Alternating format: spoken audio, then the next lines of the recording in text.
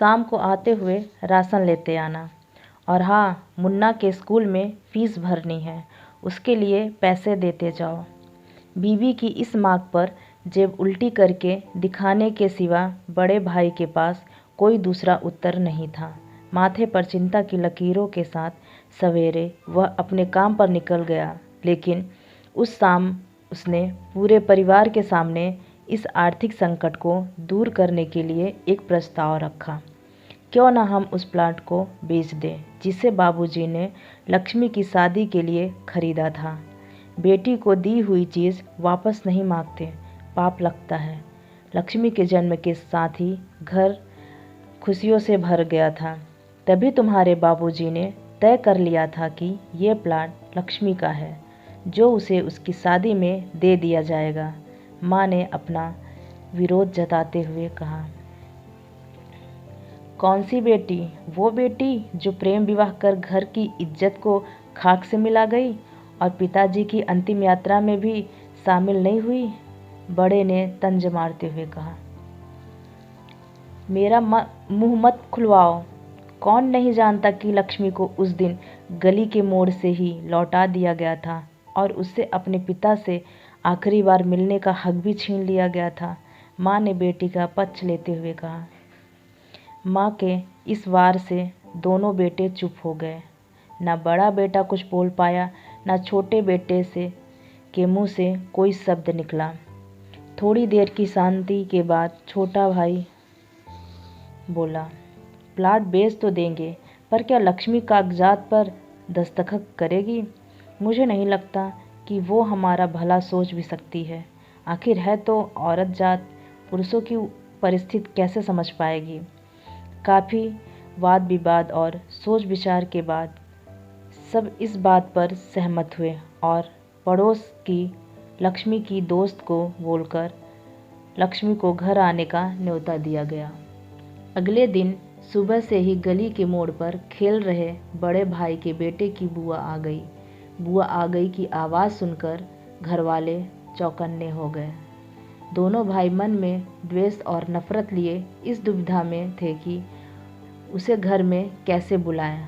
वो कहते हैं ना, ज़रूरत के वक्त गधे को भी बाप बनाना पड़ता है।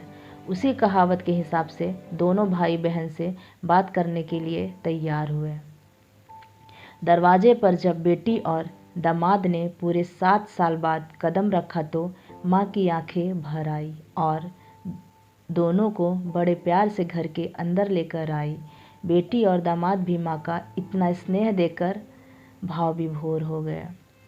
शाम को साथ बैठकर बेटी दोनों बेटों और दामाद के आगे हिचकिचाते हुए माँ ने ही प्लाट का मुद्दा उठाया। लक्ष्मी को थोड़ा अंदेशा था कि कोई बड़ी बात होगी। लक्ष्मी उसी दिन से सोच रही थी कि ऐसी क्या बात हो सकती है जो खड़ूस भाई उसे बाप का मुंह दिखाने के खिलाफ थे, वो अचानक कैसे इतना पिघल गए। लेकिन अब उसे सारी बात समझ में आ गई। लक्ष्मी ने तिरछी नज़र से पति की तरफ देखा तो वो बोल पड़ा, देखिए माँ जी, शादी से पहले जो कुछ आपका था वो आप ही का रहेगा। ना उस पर मेरा या लक्ष्मी का कोई हक था, ना है, ना भविष्य में हम मांगेंगे। इसलिए आप निश्चिंत होकर उस प्लाट के साथ जो करना है कीजिए। जहाँ आप कहेंगे हम वहाँ साइन कर देंगे। सुबह से अपने जीजा से नज़रें चुरा रहे दोनों भाइयों ने अब अपने जीजा को अच्छे से देखा। सुबह प्लांट के कागजात पर बहन के दस्तखत लेकर काम खत्म करने की योजना बनी। सब इस मीटिंग को ख़त्म कर उठ ही रहे थे कि टीवी पर अनाउंसमेंट हुआ कि आने वाले 21 दिनों तक देश में लॉकडाउन लगाया जा रहा है। लक्ष्मी के पति ने फ़ोन पर बात करने के बाद कहा, अब हम क्या करेंगे लक्ष्मी, कल की बस थी, रद्द हो गई और 21 दिनों तक कोई बस नहीं है, हम तो फंस गए। इस खबर से दोनों भाई बहुत निराश हो गए, क्योंकि एक तो उनकी आमदनी कम थी और 2 लोगों का और खाने पीने का बोझ बढ़ गया था। लेकिन माँ अंदर ही अंदर खुश थी, क्योंकि इतने वर्षों बाद घर वापस लौटी बेटी इसी बहाने कुछ दिन आराम से उसके साथ रह पाएगी। दोनों भाई छोटी सब्जी और फल बेचा करते थे। कुछ दिनों में ही लॉकडाउन और कोरोना वायरस के चलते लोगों ने उनसे सब्जियां और फल खरीदना बंद कर दिया। पहले से खराब उनकी आर्थिक स्थिति और ज़्यादा खराब होने लगी और वो मन ही मन लक्ष्मी के कदमों को अशुभ मानने लगे। बहन और जीजा जी से उनकी यह हालत छुपी नहीं रही। लक्ष्मी के कहने पर उसके पति ने दोनों भाइयों की सब्जी और फल की रेडियो पर लोहे की राड और जालियां फिट कर दी। बाजार जाकर दोनों के लिए कैप, हाथों के दस्ताने और थोक के भाव से सब्जी और फल खरीद लाए। दोनों की रेडियां अच्छे से तैयार कर फल और सब्जियां ढक कर दोनों भाइयों को टोपी और दस्ताने देकर जीजा जी ने उनसे कहा, एक बार इस तरह से धंधा करके देखो, शायद आपका मुनाफा बढ़ जाए। थोड़ी आनाकानी के बाद दोनों भाइयों ने जीजा जी के समझाए अनुसार धंधा शुरू कर दिया। 2-3 दिनों बाद ही कोरोना से घबराए लोग अब ढकी हुई फल और सब्जियां और दस्ताने से सेफ्टी का ध्यान रखते हुए बेचने वाले से ही फल और सब्जियां खरीदने लगे।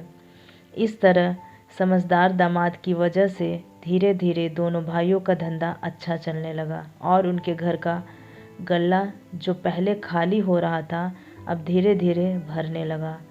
माँ जैसे अपने मरे हुए पति से मन ही मन संवाद साधने लगी। देखो जी, आपकी लक्ष्मी सच में लक्ष्मी है। उसके पांव घर में पड़ते ही घर खुशियों से भर गया है। दोनों भाइयों की आंखों में पहले जो गुस्सा था उसकी जगह अब शर्म ने ले ली।